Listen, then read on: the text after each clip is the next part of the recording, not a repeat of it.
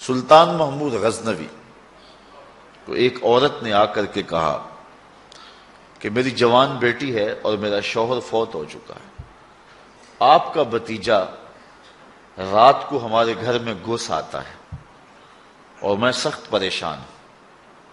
سلطان نے اس کو کہا کہ اب جب دوبارہ آئے تو تم میرے پاس آ جانا، میں عدل و انصاف قائم کروں گا۔ ایک دن گزرے، وہ بوڑھی آئی، بادشاہ نے جو اس کو خصوصی کوڈ دیا ہوا تھا کہ اس کے ذریعے تو میرے تک پہنچ پائے گی، تو وہ بادشاہ تک پہنچی، کہا کہ اس وقت وہ ہمارے گھر میں موجود ہے۔ بادشاہ اس کے ساتھ چل پڑا، کہا میرے سے پہلے تو چلی جا اور جو ہے وہ بتی بند کر دے۔ دیے کو گل کر دیا گیا۔ بادشاہ گھر میں داخل ہوا اور داخل ہوتے ہی اس نے جب اس نوجوان کو دیکھا تو اس کا سر قلم کر دیا۔ اس کے بعد بادشاہ نے کہا کہ چراغ روشن کرو۔ جب چراغ روشن کیا گیا تو بادشاہ نے کہا الحمدللہ۔ اس کے بعد اس نے ٹھنڈا پانی مانگا، اس خاتون نے پانی پیش کیا۔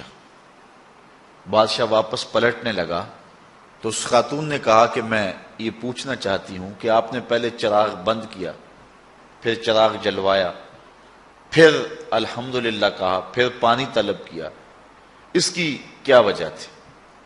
بادشاہ نے کہا جو راز ہے وہ راز ہی رہے تو ٹھیک ہے۔ کہا نہیں، تمہیں بتانا ہوگا۔ بڑھیا نے ضد کی تو بادشاہ نے بتایا۔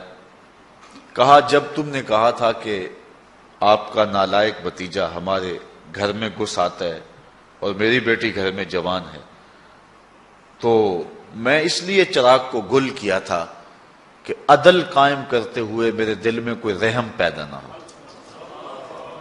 اپنے جوان بھتیجے کو قتل کرنا تماشا تو نہیں ہے، مجھے بھائی کا چہرہ سامنے آ جائے گا اور ایسا نہ ہو کہ میں عدل کو قائم کرتے ہوئے جو ہے وہ رک جاؤں اور عدل قائم کرنے میں دقت محسوس کروں، اس لیے میں نے چراغ کو بجھا لیا تاکہ میں عدل کے تقاضوں کو پورا کر سکوں۔ کہا پھر آپ نے جب چراغ جلوایا تو پھر آپ نے الحمدللہ کیوں پڑھا؟ کہا میں اس دن سے پریشان تھا کہ میرا خون اتنا گندا ہو گیا کہ ایک غریب بیوہ کے گھر میں میرا بھتیجا جا کے گھس جاتا ہے، لیکن جب میں نے چراغ جلوایا دیکھا وہ میرا بھتیجا نہیں تھا، کوئی اور تھا، ہمارا صرف نام استعمال کرتا تھا۔ تو کہا پھر آپ نے پانی کیوں پیا؟ کہا بڑھیا یہ راز رہنے دو، 2 باتیں میں نے بتا دی، یہ نہ ہی پوچھو۔ بڑھیا نے ضد کی تو بادشاہ نے کہا سنو، جس دن سے تم نے کہا تھا کہ آپ کا بھتیجا ہمارے گھر میں گھس آتا ہے، اس دن سے نہ میں نے کچھ کھایا ہے نہ کچھ پیا ہے۔